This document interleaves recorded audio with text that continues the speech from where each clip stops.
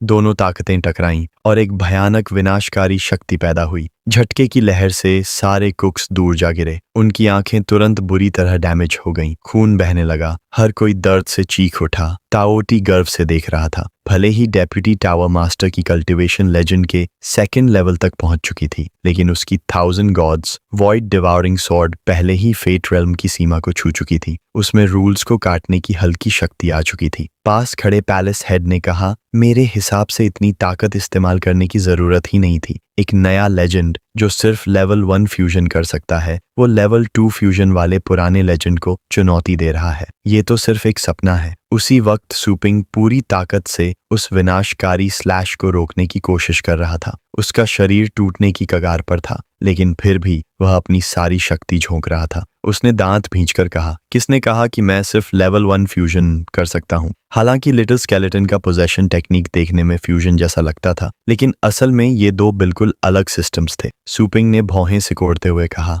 मामला fusion level का नहीं है, मैं खुद को पोजेस कर सकता हूँ। उसकी ये बात सुनकर पास खड़े दोनों लोग चौंक गए। ताओटी के मन में शक पैदा हुआ, क्या ये लड़का लेवल 2 फ्यूजन कर रहा है? दूसरे ने तुरंत मना किया, ये मुमकिन ही नहीं है। लेवल 2 फ्यूजन तो तभी आता है जब कोई लेजेंड के सेकंड रेल्म तक पहुंच जाए। सूपिंग सामने खड़ा था। उसके पास सिस्टम टेक्निक्स का ऑप्शन था, और सिर्फ इतना ही नहीं, वह लिटिल स्केलेटन के साथ भी कंबाइन कर सकता था। उसने तुरंत बीस्ट सोल पोजेशन स्किल को एक्टिवेट किया। जैसे ही ये स्किल एक्टिवेट हुई, सूपिंग के शरीर में जबरदस्त बदलाव शुरू हो गया। घना काला ऑरा उसके चारों तरफ फैल गया। आसमान में बिजली चमकने लगी। काले बादल छा गए। पूरा माहौल अंधेरा और डरावना हो गया। कुछ भी साफ दिखाई नहीं दे रहा था। यहाँ तक कि डेप्यूटी टावर मास्टर भी हैरान रह गया। ट्रांसफॉर्म होने के बाद सूपिंग के हाथों पर आर्मर चढ़ गया। उस आर्मर की मजबूती इतनी जबरदस्त थी कि उसने वॉइड डिवाउरिंग स्लैश को हिला दिया और धीरे धीरे उसे तोड़ने लगा। अंधेरा हटने लगा और सूपिंग की असली ताकत सामने आने लगी। लेवल 2 फ्यूजन ने उसके शरीर को पूरी तरह बदल दिया था। भारी आर्मर और डरावनी शक्ति के साथ वह बेहद खतरनाक लग रहा था। मौजूद सभी लोग हक्के बक्के रह गए। लेवल 2 फ्यूजन, अब सबके मन में शक उठने लगा, कहीं ये फेट रेल्म का एक्सपर्ट तो नहीं। सूपिंग ने अपने आसपास की विशाल चट्टानों को कंट्रोल किया और वे उसकी कमांड मानते हुए तेजी से आगे बढ़ने लगे। इमारत, उसकी रफ्तार बिल्कुल भी कम नहीं हुई, जैसे वो इस पूरे जगह को मिटा देना चाहता हो। सिर्फ एक पत्थर से और पूरी इमारत ढह गई। लोग हैरान रह गए। यह फ्यूजन बहुत ही ज्यादा ताकतवर था। वह तो नंगे हाथों से ही रोक रहा था। यह गलती नहीं हो सकती। यह आदमी जरूर लेजेंड लेवल 2 डेस्टिनी रेल्म का है। तलवारें आपस में टकराईं। चिंगारियां चारों तरफ उड़ने लगीं। टावर का वाइस चेयरमैन एक घुटने पर बैठ गया। तुम कौन हो? तुम्हारा नाम क्या है? और तुम हमारे टावर के टॉप पर क्यों ट्रबल क्रिएट कर रहे हो? सूपिंग उसके पास आकर ठंडी आवाज में बोला, बेकार की बातें मत करो और टाइम मत खींचो। वह वहां मौजूद किसी को भी भागने नहीं देना चाहता था। फिर उसने उंगली झटकते ही उसे एक तलवार में बदल दिया। सूपिंग ने अपनी तलवार निकाली और जोरदार वार किया, लेकिन वाइस चेयरमैन किसी तरह उसे रोकने में कामयाब हो गया। हालांकि वह पूरी ताकत से लड़ रहा था,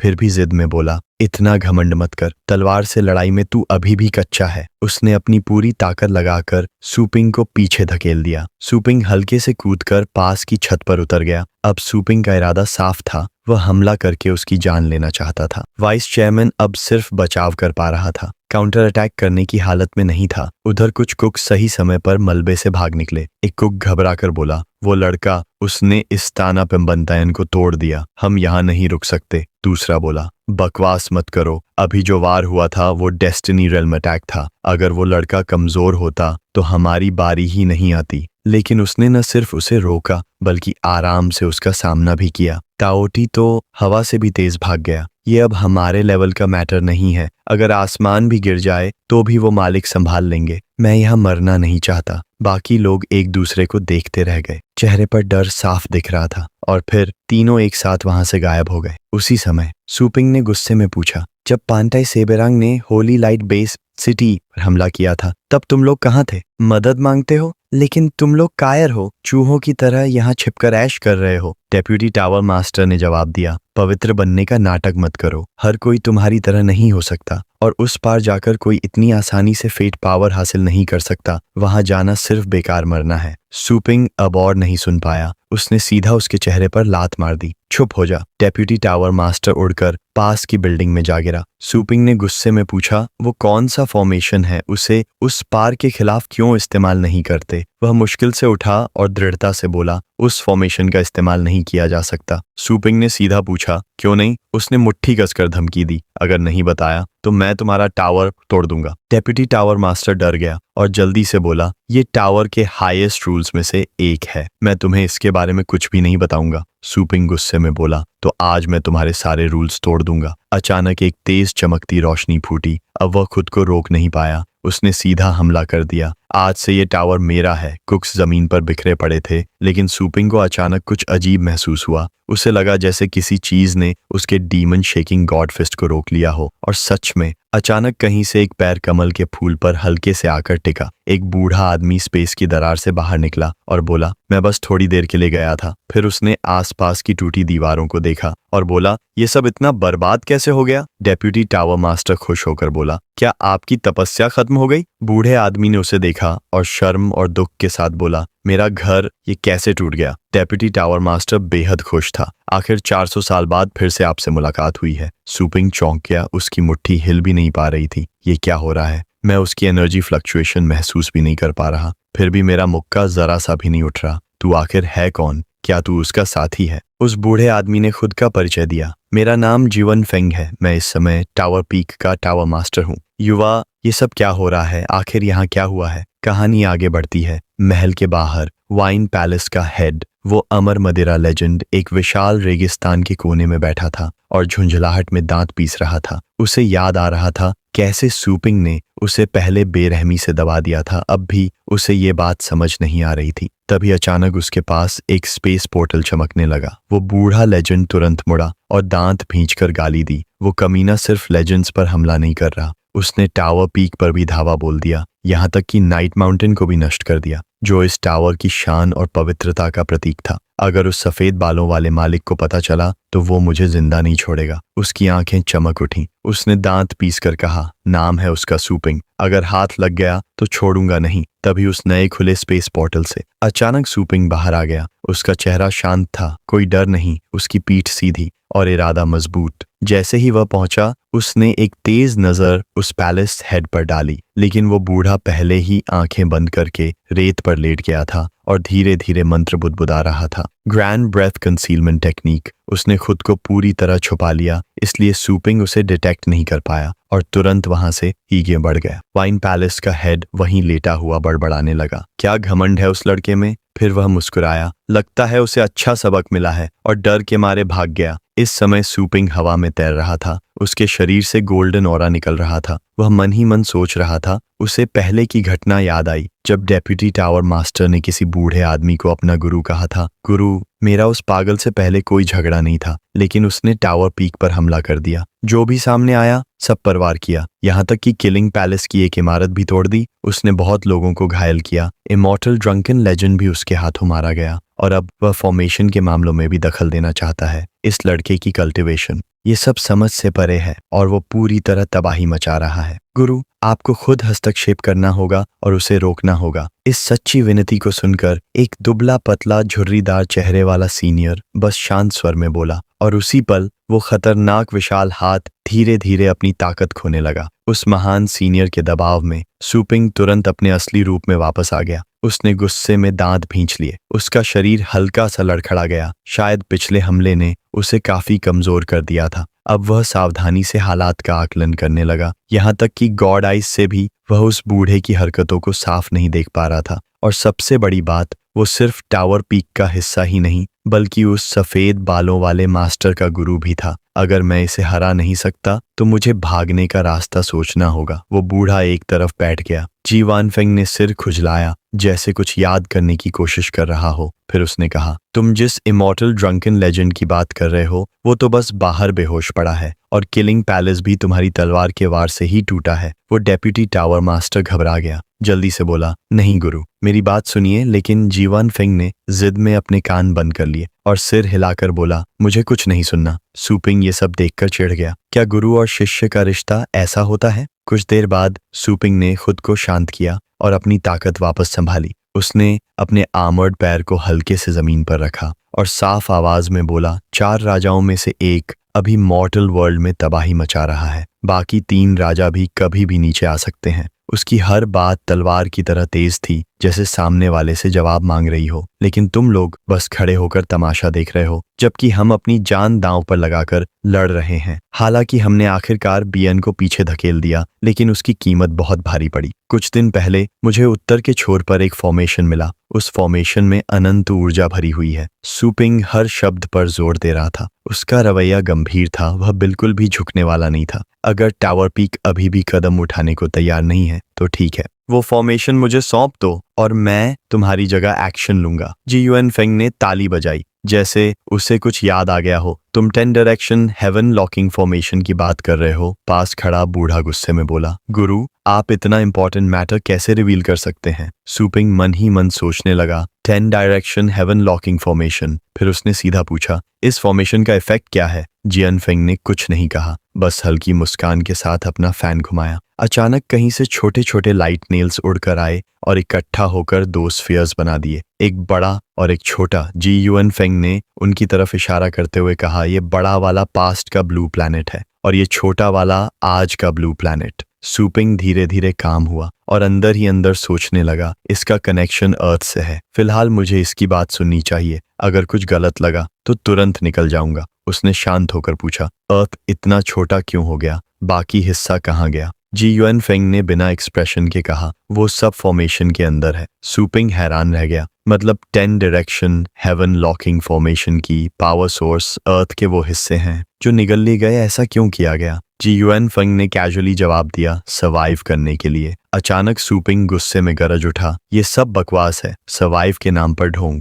क्या तुम्हें पता है कि अर्थ अब सिर्फ एक डेजर्ट बन चुका है? क्या तुम्हें पता है कि हम लोग बे सिटीज में मुर्गियों की तरह ठूंस दिए गए हैं? और सबसे बड़ी बात, हमें ये भी नहीं पता कि कब 4 बीस्ट किंग्स आकर हमें कुचल देंगे। वो बूढ़ा गुस्से में आ गया। उसने उंगली दिखाकर डांटा, पागल लड़के, अपनी लिमिट्स में रह। उधर जी युएन फेंग गहरी सोच में डूब गया। अगर अर्थ सच में एंडलेस डेजर्ट बन चुका है तो हालत वाकई खराब है। जी युएन फेंग ने अपनी समझ के अनुसार सीरियस तरीके से एक्सप्लेन किया। उसके मुताबिक अगर हर दिन वॉल्केनो इरप्शन हो, हर पल सैकड़ों मीटर ऊंची सुनामी उठे और लगातार अर्थक्वेक्स आते रहें, तो ये सब तो छोटी बातें हैं। सबसे खतरनाक था वो पॉइजनस मायास्मा, जो पहाड़ों और घाटियों में भरा रहता था, जिसकी सिर्फ एक सांस लेने से पूरा शरीर सड़ने लगता था। क्या ऐसे हालात में इंसान जी सकता है? सुपिंग का गुस्सा भड़क उठा। उसकी आंखों में किलिंग इंटेंट भर गया। तुम क्या कह रहे हो? वो बूढ़ा आगे बोला, मत भूलो, हमारी अर्थ को प्लैनेट फेडरेशन ने छोड़ दिया था क्योंकि वो पूरी तरह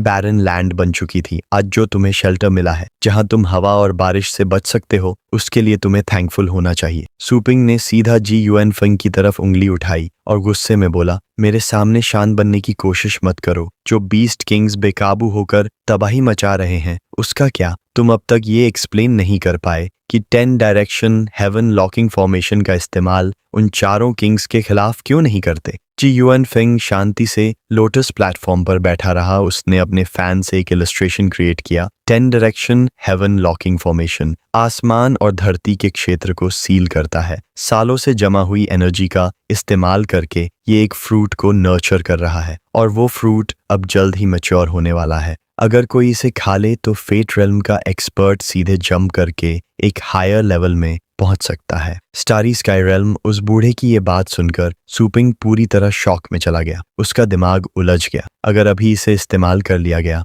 तो ये बहुत बड़ा लॉस होगा। क्या सच में स्टारी स्काई रेल्म का एक्सपर्ट बनना इतना आसान है जो 4 फेट रियल्म बीस्ट किंग्स को दबा सके? अचानक सुपिंग फिर से ट्रांसफॉर्म हो गया। उसने अपना मुक्का उठाया, अटैक करने के लिए रेडी, लेकिन उसके अंदर अभी भी डाउट था। तुम अचानक मुझे इतनी इंपॉर्टेंट बात क्यों बता रहे हो? क्या ये कोई ट्रैप है या फिर मुझे चुप कराने के लिए मारना चाहते हो? जी युएन फेंग बिल्कुल भी जल्दबाजी में नहीं था। वह आराम से बोला। उसने अपना हाथ अपने रोब के अंदर डाला जैसे कोई इंपॉर्टेंट चीज निकालने वाला हो। उस बूढ़े ने एक टोकन निकाला जो ब्लू लाइट से घिरा हुआ था। फिर बोला, ये सब इस बात पर डिपेंड करता है। ये सब इस बात पर डिपेंड करता है? तुम इसे कैसे सोचते हो? मैं बस बहुत बोर था, किसी से बात करना चाहता था। इस बार सुपिंग नहीं हिला। वो वहीं खड़ा रहा और उस बूढ़े की बात ध्यान से सुनता रहा। जहां तक फॉर्मेशन के एंट्रेंस की बात है, वो दुनिया के 5 सबसे ऊंचे पहाड़ों के सेंट्रल पॉइंट पर है। अब सीन बदलता है। सूपिंग उस जगह की तरफ जा रहा था। एक आवाज आई, बॉस। सूपिंग ने अपनी मुट्ठी कस ली और उस जगह को महसूस करने की कोशिश की। पूरी दुनिया के 5 सबसे ऊंचे पहाड़ों का इंटरसेक्शन पॉइंट। वो हवा में तैरते हुए दूर तक देखने लगा। आखिरकार वो पहुंच गया। सूपिंग ने अपने रोब में हाथ डाला और अपने वॉच कम्युनिकेशन से थैंक्स कहा। एल्डर जो की आवाज आई, तुम क्या कह रहे हो? जब तक तुम कहोगे मैं मना नहीं करूंगा, चाहे उबलते पानी में कूदना पड़े या आग में जाना पड़े। सूपिंग ने अपने हाथ में टोकन पकड़ रखा था, लेकिन उसने कुछ नहीं कहा, सिर्फ आवाज चलती रही। तभी जब सूपिंग हवा में खड़ा था, उसके नीचे अचानक एक बड़ा स्पेशल क्रैक खुल गया। उसमें से कुछ गिरा और जमीन पर आकर लगा। क्या ये ट्रैप है? उसने ध्यान से नीचे देखा। अगर ये सच में ट्रैप होता तो जी फेंग जैसी ताकत वाला इंसान मुझे यहीं खत्म कर सकता था। इतना बड़ा चक्कर लेने की क्या जरूरत थी? वो अपने जी फेंग से हुई मुलाकात के बारे में सोचता रहा। अगर ये ट्रैप नहीं है तो उसके हिसाब से अर्थ के सबसे खतरनाक इलाके सब इस फॉर्मेशन में बंद हैं और उनका डेंजर लेवल ट्रैप जैसा ही है। अचानक सूपिंग उस क्रैक की तरफ तेजी से बढ़ा। उसने फैसला कर लिया, जो भी हो,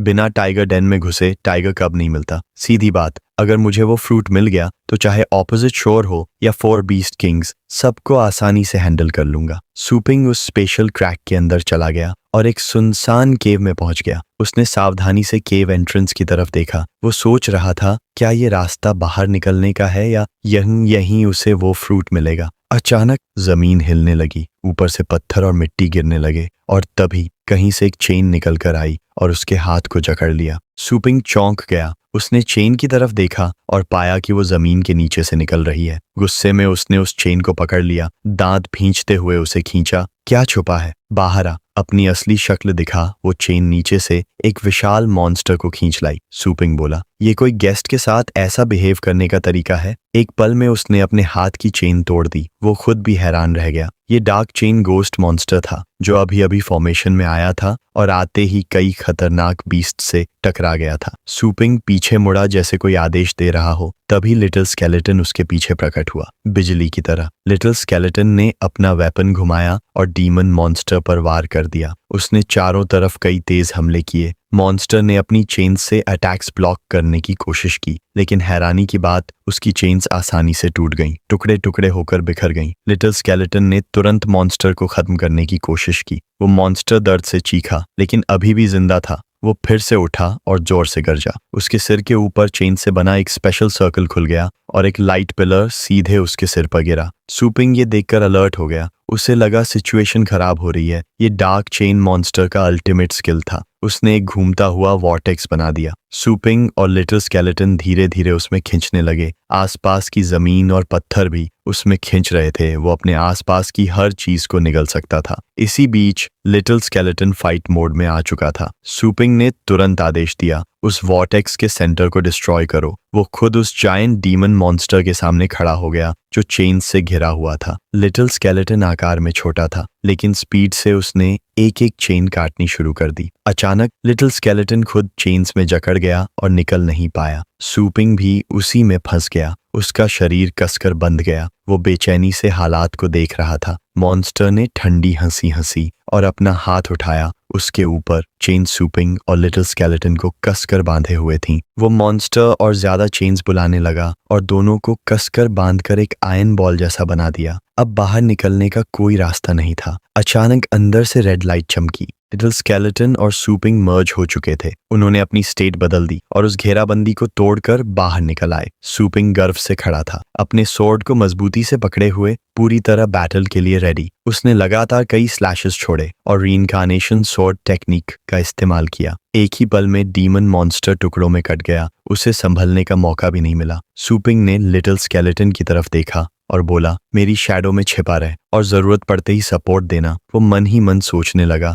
ये जगह बहुत डेंजरस है, मुझे जरा भी केयरलेस नहीं होना चाहिए। वो तुरंत केव एंट्रेंस की तरफ भागा, बाहर का हाल देखने के लिए। सूपिंग बाहर उड़ा। चारों तरफ सिर्फ बर्फ और बर्फ। उसने आसपास का निरीक्षण किया और सोचा, अगर टावर पीक इसे फ्रूट कहता है तो वो जरूर उस जगह होगा जहां एस्ट्रल पावर सबसे ज्यादा डेंस हो। 10 डायरेक्शन हेवन लॉकिंग फॉर्मेशन के अंदर। अचानक उसने डायन गोल्डन ड्रैगन डॉग को समन किया और बोला, तुम्हारी परसेप्शन सबसे शार्प है। यहाँ आसपास जहाँ एस्ट्रल पावर सबसे ज्यादा है उसे फाइंड करो। गोल्डन ड्रैगन आगे बढ़ा। सूपिंग को लेकर ड्रैगन फॉर्म में उड़ता हुआ वे ऊपर खड़े होकर नीचे देखने लगे और कुछ अजीब देखा। नीचे डिमोनिक बीस्ट्स का एक बड़ा ग्रुप उफान में था। दर्जनों किंग लेवल बीस्ट्स की एक वेव बन चुकी थी। सूपिंग ने हाथ बांधकर सिचुएशन को ऑब्जर्व किया। 3 या 4 किंग लेवल बीस्ट्स अलग से मूव कर रहे थे। यहाँ आखिर चल क्या रहा है? नीचे कुछ लोग अपने बैटल पेट्स को कमांड कर रहे थे। उन्हें जाने मत दो, किल कर दो। ये देखकर सूपिंग चौंक गया।